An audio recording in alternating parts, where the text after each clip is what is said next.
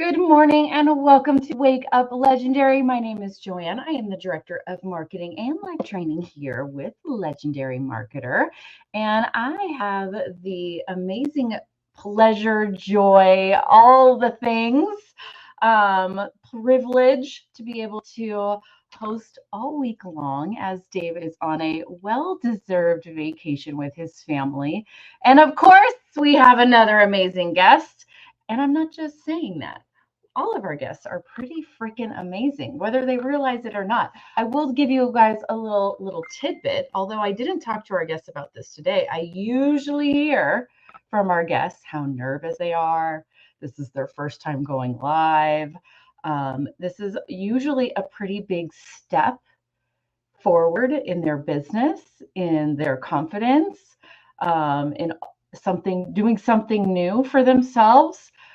So I love that you guys are so supportive in the comments. And remember, we want to showcase all of you at some point. So if you get an invite or you feel called, like, hey, I really want to share what I'm doing, I want to share a win, big or small, come on, Wake Up Legendary. We would love to have you, of course. Come on over. Don't run away. Don't worry like you have to be something to be on the show. Because all of us have something to offer, no matter what stage we're at. And that's what's really, really cool about it.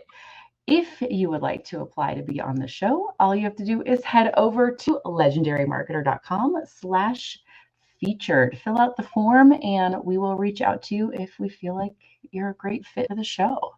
All right. And I got some cool swag on, although this shirt is retired. In other words, you can't buy it. You couldn't buy it when I first came to Legendary. This was like a pre-Joanne, so like 4 years ago shirt. And I saw Dave wearing it. I'm like, man, I want that shirt. We need to remake that shirt. And at one mastermind, it was in this random box left over, and I snatched that baby so fast, and it is my favorite Legendary shirt.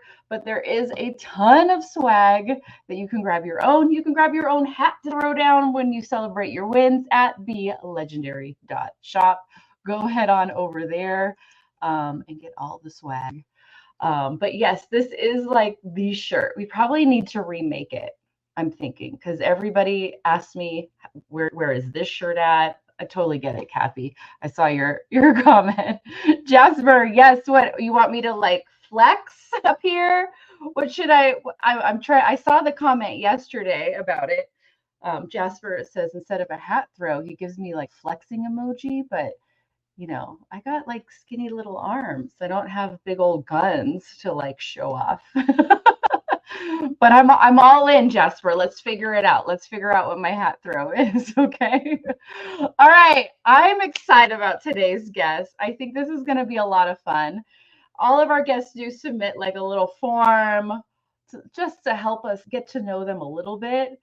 And man, did he pull out the intrigue. He left these little seeds of excitement for me to be like, all right, we're gonna talk about that. I'm gonna ask about that. I can't wait to hear it. So without further ado, please welcome Todd to the show. Good morning, Todd. Good morning, Joanne. I'm excited you're here. You are not brand new to being an entrepreneur. No, I'd say I'm kind of old in the tooth along those lines. Which I love because it gives a lot of variety to our show. We have a lot of like newbies. This is their first time. This is their first go at it. They're stepping out of their comfort zone for the first time. But you get to offer, I've been doing that. And it's been a wild, amazing, fantastic, cool ride along the way. Let me know if you relate to this, because you and I are similar in many ways, because I'm also that serial entrepreneur, so to speak. And my thought process has always been, when I am an amazing old lady, that's what I'll be. I won't be crotchety. I won't be cranky, because I'm going to have all the stories. And my grandkids are going to love all my crazy stories and my journeys and my ups and downs and lefts and rights. And I'm thinking you have the same thing going on. Oh yeah. You're gonna have to stop me with the stories. I've got more stories than Carter has pills, but So, how did you get into the digital marketing space, the online space, that sort of thing, and not necessarily brick and mortar? Some of it you have done brick and mortar a little bit, but or products, we'll say. But where was your start? as far as digital marketing goes, that would be March of 2002. So about Yeah. 22 years ago. Mhm. And it wasn't, what's kind of funny is I've had a lot of success and a lot of nice exits and one nuclear disaster of a business. And so in February of 2002, I found myself in that pit. And what's interesting is so many entrepreneurs have this, story where they had a crisis that brought change to their life. And that's really kind of what happened to me. I found myself $2.2 million in debt, a lot of uncertainty, and absolutely no idea of where I was going to go from this crater I found myself in.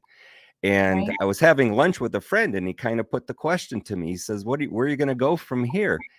And I said, I don't have any idea. And he said, well, you should think about selling something on eBay. Maybe I heard that was a good thing to potentially do. And I was kind of half listening and thinking, no, that's never going to happen. But on the drive home from the lunch, I was like, well, I don't know what else to do. Right. So that's what happened in March of 2002. I blindly bought 26 pallets of customer returned goods and started an eBay business. And it was one of those situations where when I told my wife I bought these pallets, she says, well, when are those going to get here? I said, well, it should be about 10 days or so. She says, well, where are you going to put them? And I thought, great question. So she goes, you better go out and measure the garage. So I go out and measure the garage and I come back in and I says, yeah, maybe 8 pallets will fit in there. She goes, well, you got a problem. So I spent the next couple of days finding some really cheap warehouse space, buying a used forklift. And I remember the day the pallets were being delivered was the day the forklift got delivered. And I'm driving around the warehouse trying to figure out how this forklift works, and figured it out just in time as the truck arrived. And that was the beginning. That was scary, by the way. That was really scary. You want to talk about jumping off the cliff and building the plane on the way down. But the first year, pretty much by myself in that warehouse, probably 60 hours a week, believe it or not, we sold over $1.1 million worth of customer return goods. And that was the start. It just all built from there. Okay, so a lot happened. There's a lot to unpack in that one quick little story. First of all, something I talked about it yesterday. I talk about it all the time. I bring it up in my emails. Imperfect action. But the key word is action. It doesn't have to be perfect. You don't even need to know what you just went. You went, okay, it's all about being an entrepreneur is all about what do I got to figure out next? That's really what it is. Instead of going, it has to be all planned, it all has to be perfect before I start. You have to start and go, all right, I'm going to do this. Okay, now what do I got to figure out? Oh shit, I need a forklift. Oh shit, I need a building. Oh shit, No, I mean, I've never done anything perfect in my life. All of this stuff, right? And whether it's a curse or a blessing, I don't think I've ever been afraid of pulling the trigger and just trying to make something happen. And over the years, I've put many irons in the fire. And I tell people, I'll put 5 or 6 irons in the fire, be taking action. And whatever heats up is where most of my attention's going to go until we hit a roadblock, right? And then we just figure it out. Yeah, and that's really what it is. Being an entrepreneur is not having someone else give you a checklist and saying, this is the box, this is the paper you get to stay within every day. I think that's where people really, they get tripped up. I think they get tripped up that way, especially with course purchases. Like, I'm a prolific information buyer, and I always try to get a return on whatever I invest in.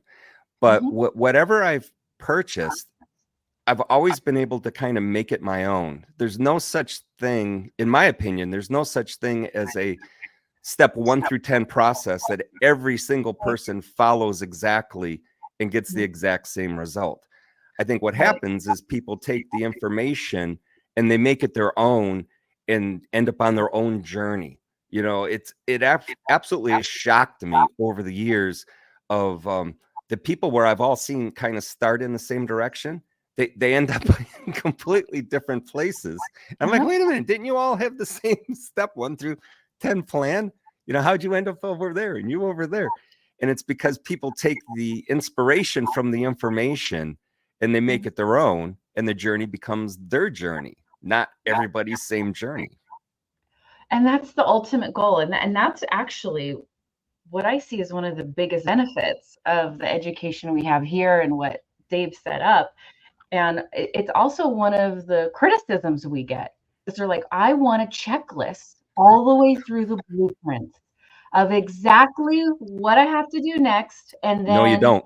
Then it's going to happen. And I go, no, you don't. If we did that, everyone would look and feel the same. And I need you to understand the dynamics of being a marketer, the dynamics of the skills, and infusing your brand, your personality, your creativity. And there is no perfect, it has to be this step.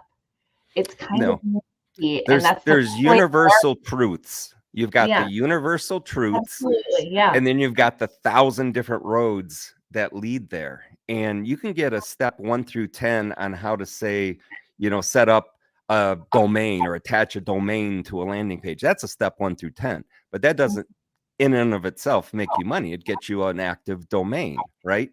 What are you going to do with that domain? Well, you can generalize, you know, like I love the four cornerstones of Legendary Marketer. I've worked every single one of those, and every single one of them work. But you can't necessarily take everybody and give them a step 1 through 10. It becomes disingenuous. I think it's a complete disservice to the membership, because what you're stealing from them is the opportunity to be themselves in what has to be a long-term process. You know, otherwise you're just faddish and doing things that are not going to be working a couple of weeks from now or a month from now. Well, and I love what I do. I love being a part of people's beginning journey of this entrepreneur world, because I think it's just like beautiful. And I don't want everybody to look the same. I don't want everybody to be the same. I want you to go find what lights you up in the morning and freaking go after it. And it's going to be different than your colleagues, your fellow students, other people on live training.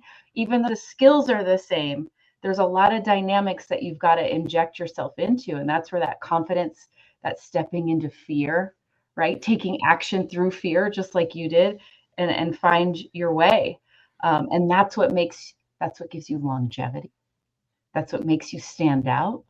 And that's what builds a business that you're really proud of. But it's super scary at the beginning. Oh yeah, no, I get that. You know, there's a lot of processes and things that, you know, yes, can be replicated.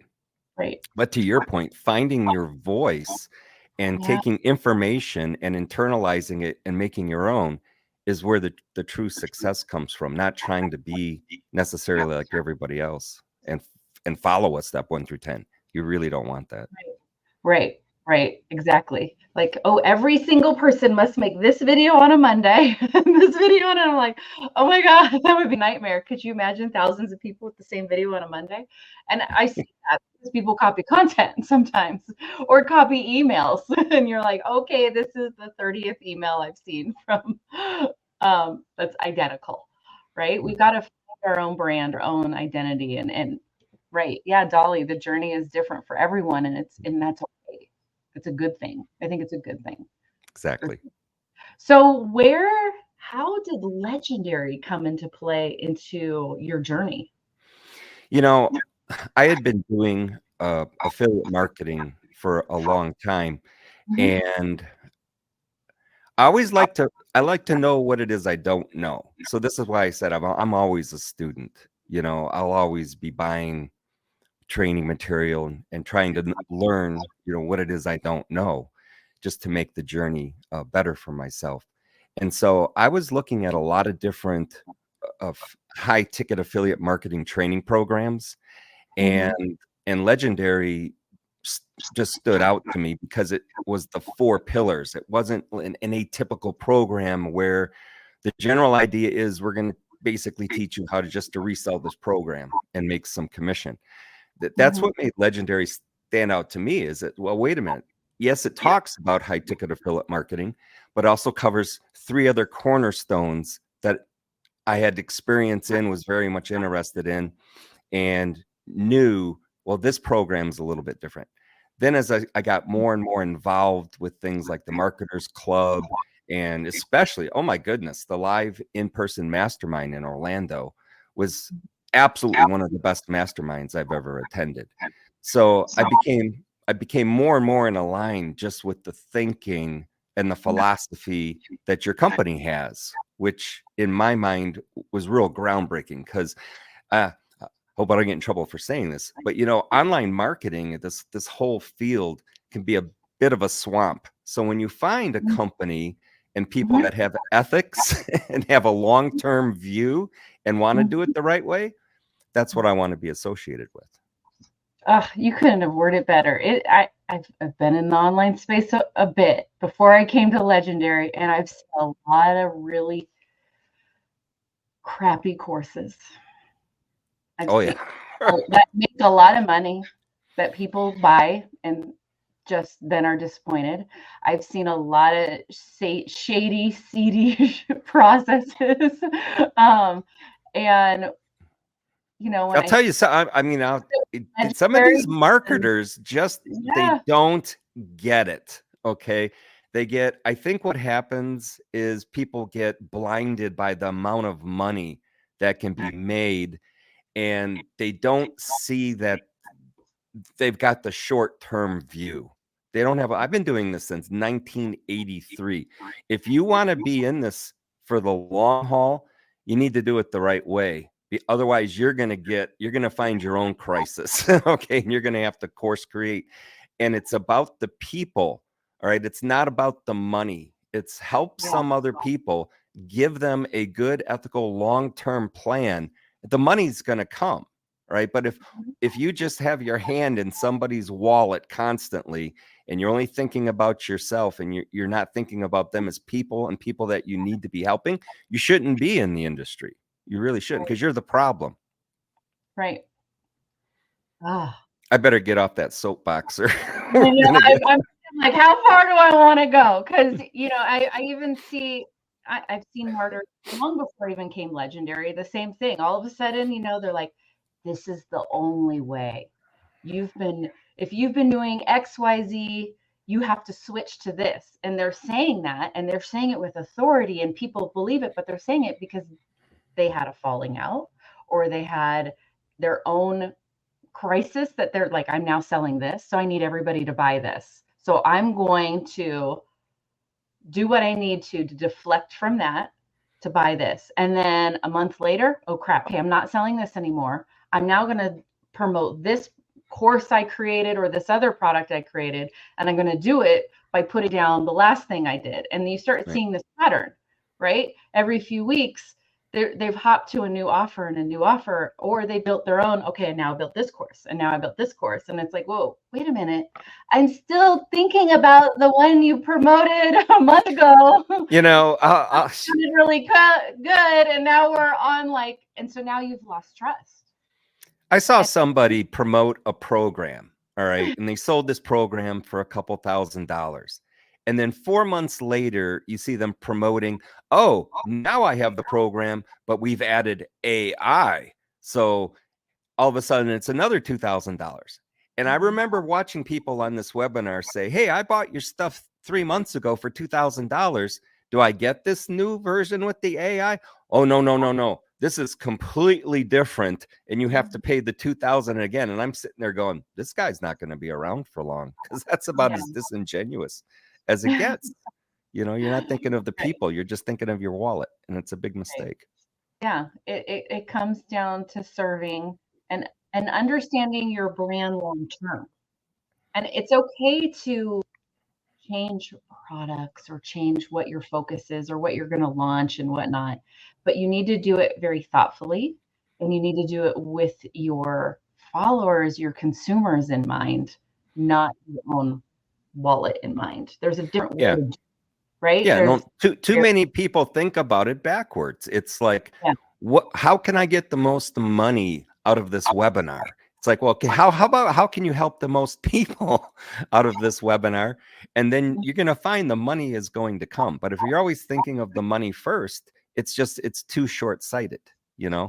Now, I'm a big believer of, I have to get paid for my time. You know, I did I agree. I've helped a lot of people over the years, lots of scholarships, a lot of, pro bono, if you will. But it comes down to, I still have to get paid for my time. Otherwise, it's a hobby, right? So, once you decide that it's a real business, just make sure you're solving a real need, that the big promise you're making you can deliver on. You got to start there. Otherwise, you're just a thinly disguised con man, and you're not going to have longevity, especially this is kind of a small pond. Once you start putting yourself out there, people are going to go, oh yeah, I know that guy. And then the next thing is to be, yeah, I had a bad experience with him. Yeah, so did I. You just won't have longevity. Yeah. So well said. So well said. So for those that are watching that are new to this space, they're still in their 9 to 5. This is their first time even thinking about doing something on their own. What's your advice to that person? If you're sitting down with coffee with them and they are freaked out, they're like, I don't even know if I'm going to do this, because they're so freaked out. But they still took some action, started taking, showed some interest. What's your advice to them? Is to really, figure out what your passion is, because I've worked with a lot of I call them lukewarm people. Okay. They'll come to me and they'll say, gosh, I hate my job. I don't have enough money. I want to make a change, but the pain still isn't, no matter what they say, the pain still isn't there. They really, I guess the crisis isn't big enough for them to want to make the change yet. Right. So they have to really look inside. Is this something you're really serious about doing, or is it just kind of something you want to do? Are you still really pretty comfortable, in your current situation, to where there's not enough pain that you're willing to do what's necessary to make a change like that? Now, if you're to that point, right? If you're like, yes, I am functionally unemployable and I have to work for myself and figure this out. All right.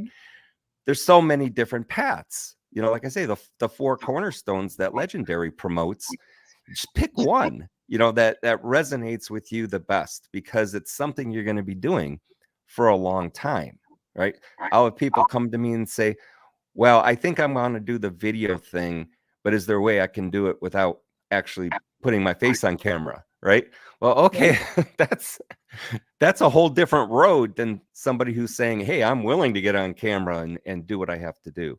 So I think you need to realize that if you don't have like unlimited resources to put out into this, like most people don't, or unlimited time, you have to be willing to do things that you're not going to be willing to do once you've quote unquote made it.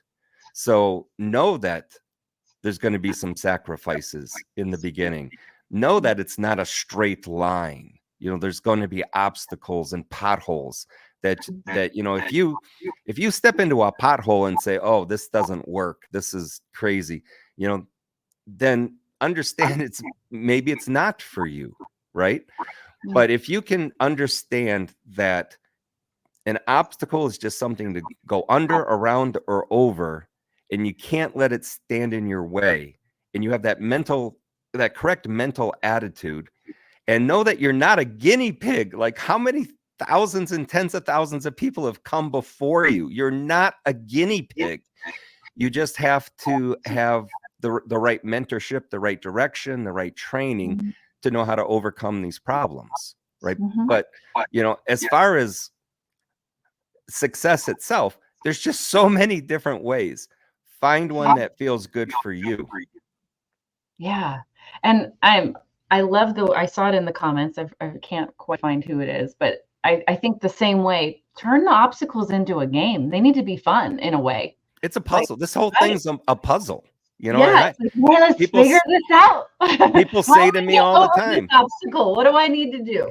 people Is are it like, why are you still right? doing this? And I'm Yeah. like, what am I going to do? I can only play so much golf in a day, right? It's kind of like, this is I don't want to call it my hobby, because I don't want to denigrate it that way, because it's been very, very good to me. But Mhm. but at the same time, I still enjoy it. It's not it's not a grind. I wake up and I literally won't get out of bed until I have in my mind the goals I'm going to accomplish today. So to me, it's a reason to get up, and it gives me something to do. And good golly, I get monetary, rewards for doing the things that I enjoy doing. So why not do it? Exactly. And I mean, I think, that's what my mind does. Anytime I'm introduced to like a new hobby, I'm like, hobby, how can we monetize this? How can we make this? Oh, my Gotta put kids some are time in. sick. What do They're we need sick to of do? taking me places. One of my daughters will be, hey, can we go to the arts and craft fair at the high school? And I'm thinking in my mind, no, I don't really want to, but you're my kid, so I probably should. Yeah, let's go. Mhm. And then we'll be walking up and down the aisles, and the brain won't turn off. Oh, wow. If she just did this, that, or the other thing with this particular product, she would 10x. And my kids are like, Dad, stop it. Uh-huh. I do. We were at a little bakery over the weekend with my kids, and they had a clipboard asking for people to write down their email address. And I was like, "This hurts my heart. This hurts my heart." Well, at least you're asking for an email address, but we gotta have a better way, guys. We gotta have a Right. better I love the tech. I'm a bit of a nerd, a geek, whatever you want to call it. And so I love solving those technical problems. And there's so many cool things out there now. Chat automation, text the word this to this number, and this automation takes over. Oh my gosh, don't even get me started on the AI bots right now. One of my businesses it's an e-commerce private label business I started in 2010. And we use an AI chatbot in that business for customer service. And it is so good. I would say 98% of the people that chat with this bot don't even realize it's an AI bot they're talking to. So where we've come since 1983 blows my mind. It's gotten so much easier, to be honest with you. I mean, back in the day, I would have to take a flyer, stick it in an envelope, put a stamp on it, someone's address, and send it off. And now we have email. Well, hope they show up in the door or something, Right. I mean, we were called direct marketers back then. Now we're Mhm. digital marketers. And what's really Right? funny is the only things that have really changed, the concepts, the principles have not. It's the tools. And the tools have made things so much easier. I mean, I can just everything. I mean, all right, like webinar. I'll give you another example. I'm going to sound like an old man here in a second. But, webinars. Today we have webinars. Back then, I had to go on a stage, talk to a crowd, have it Like at a videotaped. hotel. Do you remember Right. VHS videos? And then we literally sold the videos through classified ads in like USA Today and Wall Street Journal and whatnot. And we'd have to mail out that videotape for them to watch my webinar. Now, it is so much easier today to make money than it was back then. Yeah. Yeah, for sure. So traffic, let's talk traffic, because that was one way to get traffic. What's your number one way that you're getting traffic, getting people to your email list, all of that now? Right. The number one way is actually something for me. It's called solo ads. And if you think of, first of all, the email list, if you're not building your list every single day, in my opinion, you don't really have a business, because that old saying, and it is an old saying, the money's in the list, is The money still is in the golden. list. It's Still still on. golden. Okay. It is. But the way to build a list, if you think about it, the best way to do it is to take known buyers from somebody else's list and transfer them to your list. And if everybody just thinks of themselves and their buying habits, like, for example, have you ever just bought like one thing online, or have you bought like lots of things?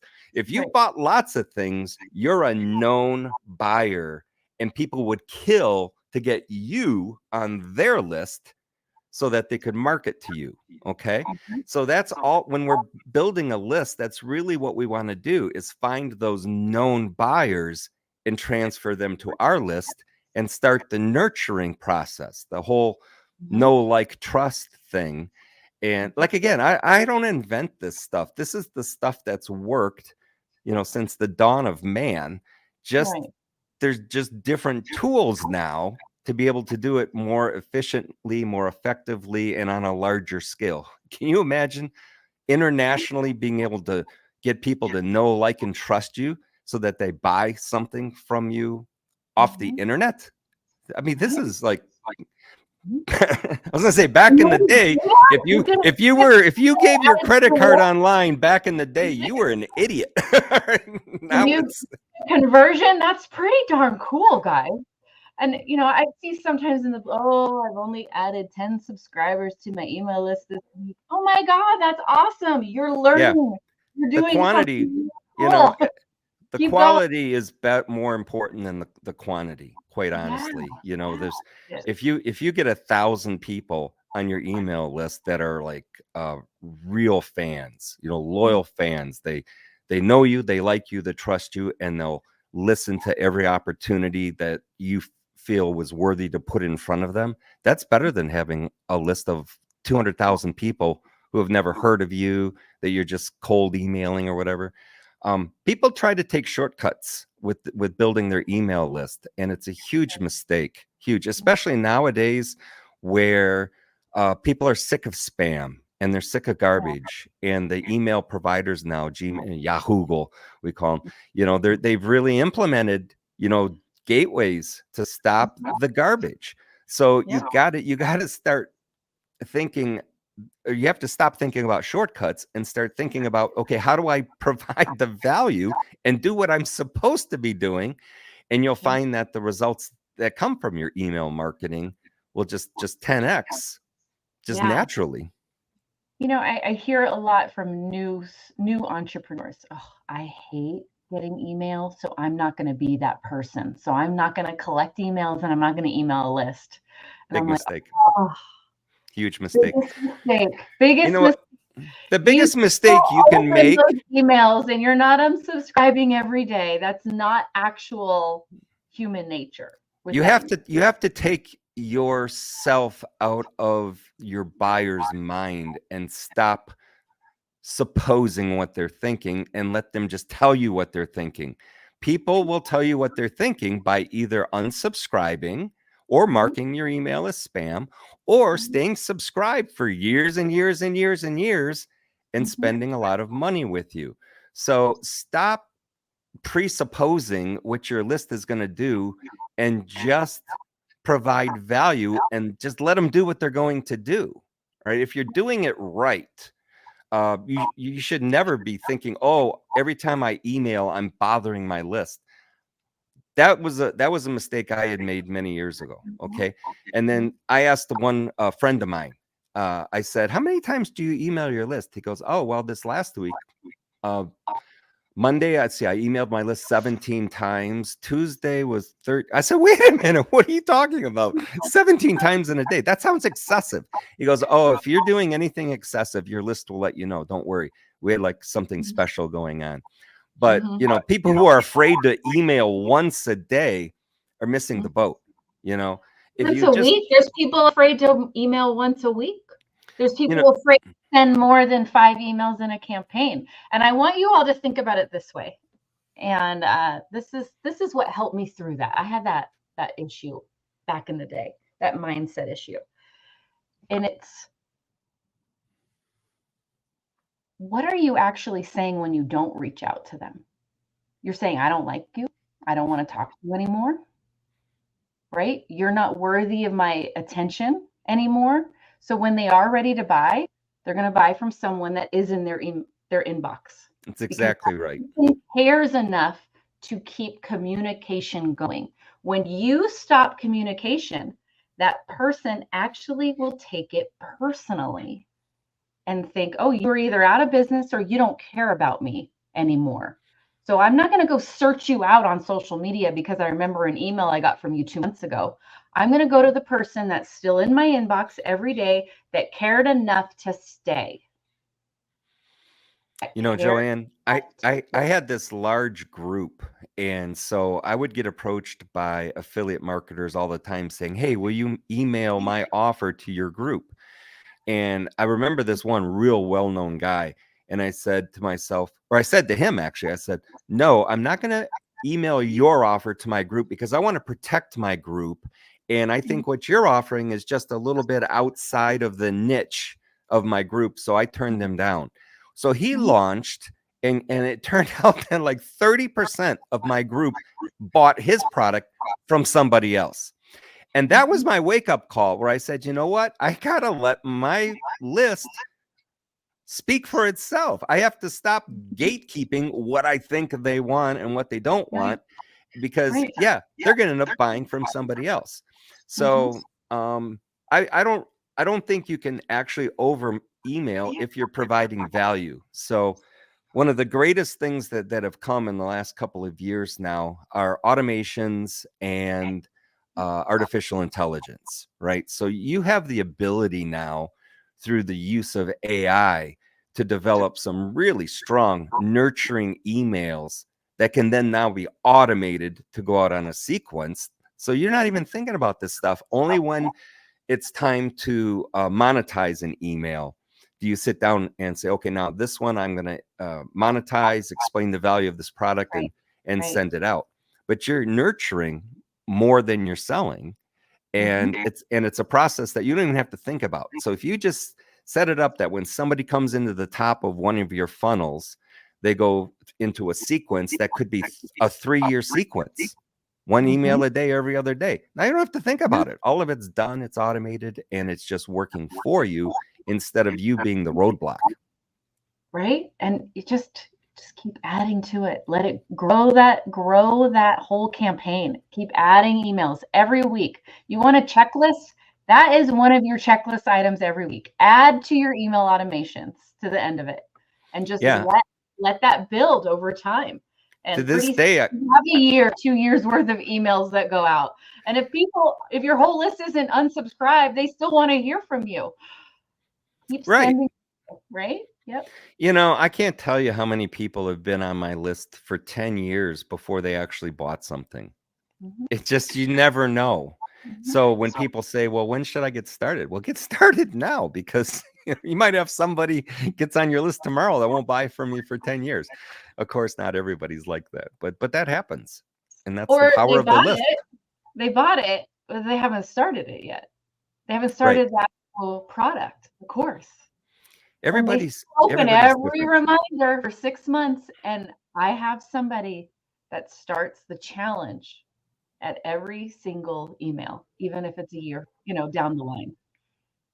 With our previous challenge, somebody starts with every email, and they've opened all the emails. They're just like, I'm not ready yet.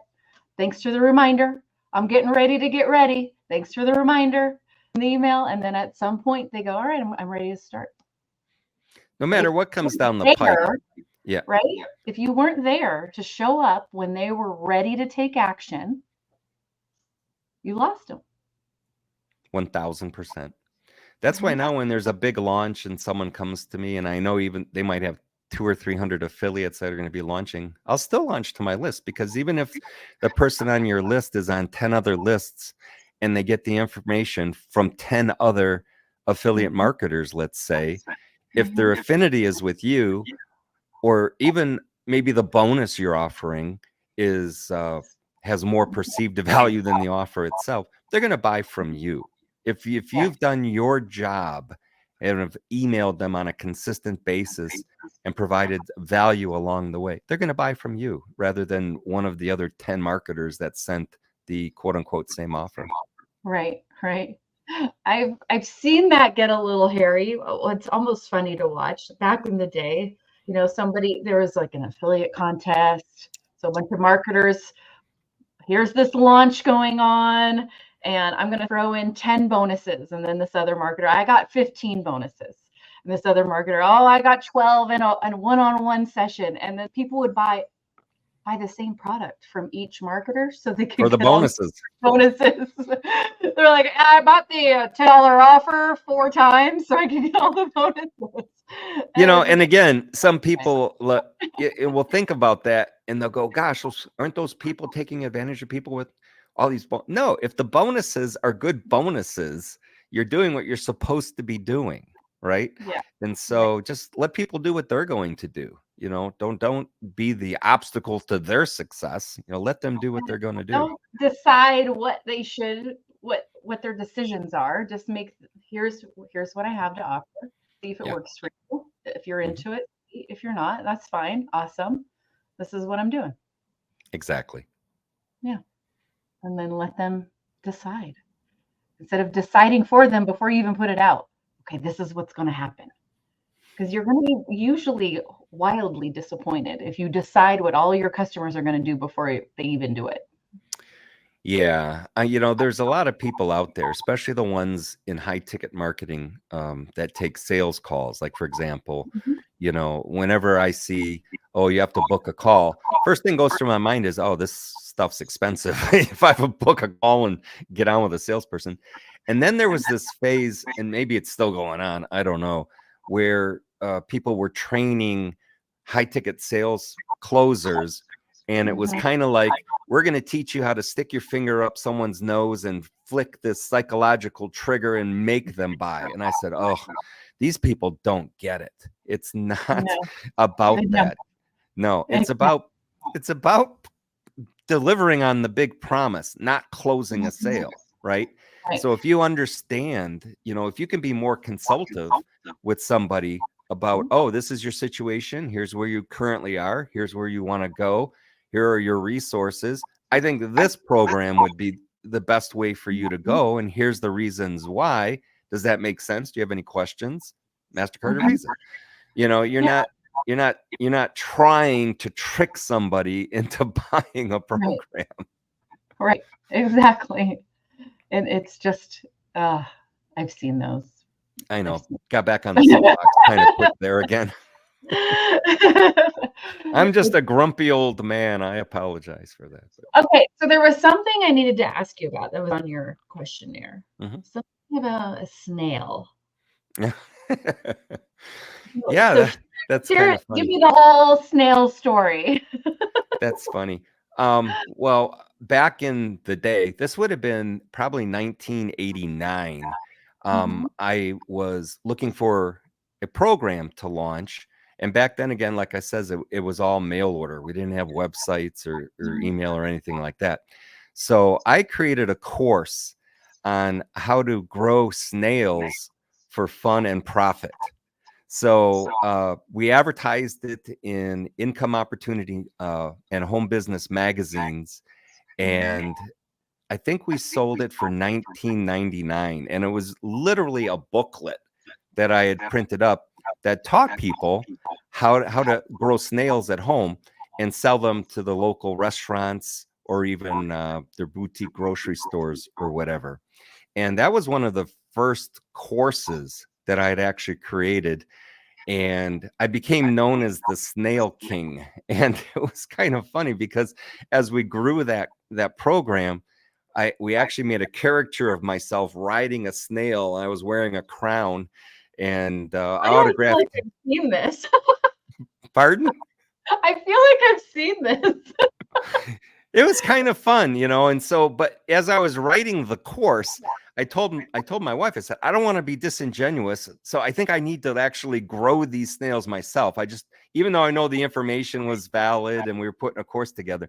So I went and actually put some whiskey barrels in our basement and put the snails in there. And I'd be going down there every day and watching them multiply, whatnot.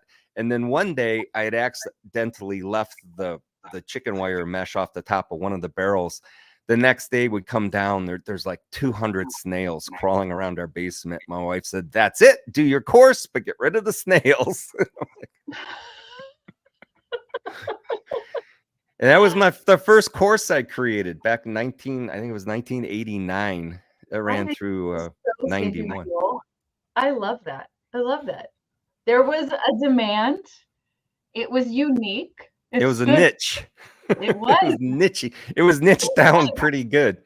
But people, I don't know how many people actually that bought that course actually ended up growing snails. I know a bunch did, because I got a lot of letters from people that would send me a picture of their snails.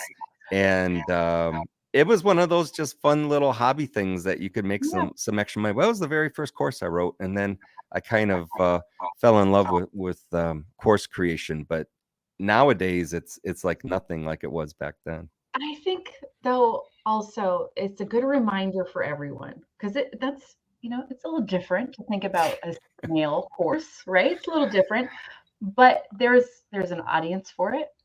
You enjoyed it. You learned a lot. You can make there is an audience for any course that you guys have an interest in. It stood out. Yeah. And think about it. I'm telling you, it was just a tiny little classified ad in the income opportunity magazines. So all we were kind of doing was trying to find, put an offer in front of the right market and see what the market said about that offer.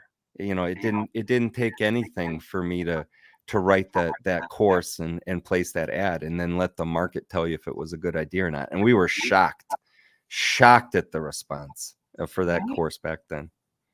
Ultimately, the mechanics, the core teachings of marketing, the core strategies of marketing. I don't care if it was mail order or VHS webinars and what we're doing now, those are all the same. And that's what we really try to teach here. And then also teach, okay, now this is what's new. People have been buying and paying for information yeah. for as long as I can think of. And the only thing that's changed is how that information is packaged, marketed, and disseminated. And like I've said before, over the last, 30, 40 years, the only thing that's changed is the technology to basically accomplish the same thing, to be able to deliver goods digitally now is so much better than having to print them out, stick them in an envelope, stamp it, and send it through the mail. I mean, it's crazy. Advertising online right now, so much better than having to do classified ads or display ads. I mean, when we did large display ads in magazines eventually, you had to plan 2 to 3 months ahead before that ad hit the stands. It was just things now, the speed, from which I can go from an idea and say, well, let's see what the market thinks about this is literally half an hour right now. The speed is so different. I mean, I remember back when we first opened our brick and mortar, 20 something years ago, it was all about postcard mailers and bring this card in. And then if you wanted to be in the local magazine, it was like, okay, am I spending 10 grand for the year package that I get 4 ads that I have to give them and provide the actual ad copy and assets and everything 3 months beforehand of it going out. And okay, where there's so much future pacing planning going on and hoping it would work out and no real proof that it would. No, it was a gamble. Like it was when you put money into an ad, when you're talking about thousands of dollars. Vistaprint, like mailer postcard lists. You know what I'm talking about. I know you know what I'm talking about. And they're like, oh, it's targeted to, families or this age. And you're like, okay, I'm throwing out, $4 grand. Especially like back then, course creation. One of the first large courses I made was physical bound, spiral bound books where you had to have covers printed, cassette tapes, for all of the audio presentation, and then maybe a video tape. You can't just test that. You have to actually make that sucker and go out and try to sell it. And when you go to the printer to get them printed, you don't just get one or two. You had to have hundreds to be able to get the cost down. And so you're talking about some real risk back when you were launching a course back then. Now to launch a course, it's nothing. You could literally launch a course without having to write the course. And then once you've seen, oh, okay, people do want this, I guess I better write this course now. You know, it's insane. Out your first time you release it, drip out, okay, module 1's out, and then you get the feedback, and then you adjust it so you know that you're going to serve them what they need for module 2, for module 3. Oh yeah, the beta launch. As you have people going through it that first time. I literally did this back in the day.